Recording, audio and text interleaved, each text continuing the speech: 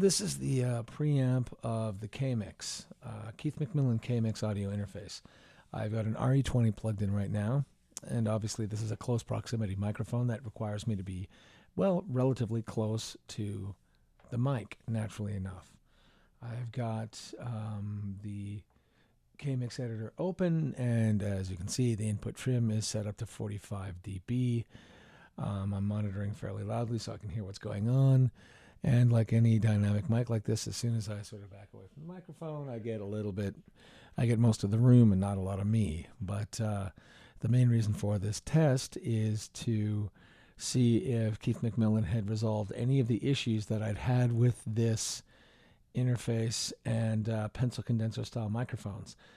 Some of the rationale or reasons, or if you will, excuses they'd given was that certain inexpensive and or cheap pencil condensers could be the root of my problem, and that problem being little pops and clicks in the recording, even though I had done my due diligence. I'd done my due diligence and recorded in multiple locations with multiple power supplies, with multiple computers to try and see if I could duplicate the problem elsewhere, and I could repeatedly. So it was not my computer, it was not my setup, it was not the power and or a power conditioner.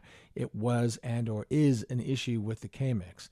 Now I'm going to try a pencil condenser in the next segment of this recording that is considerably more expensive, and I will tell you what that pencil condenser is in just a moment, and I'm going to switch over it thusly. Okay, I have switched over to an Aston Starlight pencil condenser microphone. And as you can tell, this is not a mic necessarily meant or designed for vocals, but it has its own pop filter, pop shield built into it. So I haven't even put anything over top of the mic. It's also considerably more sensitive.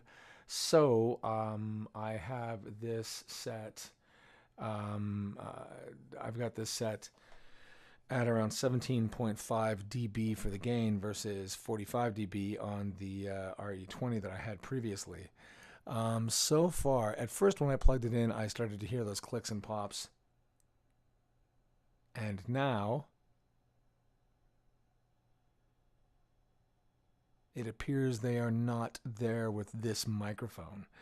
I still have my inexpensive mic that I will try at some point to see if that problem still exists on that. But if what they're saying is true, and it turns out that a slightly more expensive microphone is necessary to get the most out of the preamps on the Kmix, that's still incredibly disappointing. So for everybody who doesn't have a shit ton of money to spend on a shit ton of money to spend on, additional pre's, yes, absolutely, as well as additional expensive microphones, pencil condensers, then, you might be stuck with that problem until Keith McMillen either directly acknowledges it and hopefully at some point resolves and fixes it with hopefully a firmware update. Because if it turns out that it's a hardware issue that's inherent in the design that won't be addressed until an update of the hardware, that's going to present a huge problem in terms of recommending it to other people.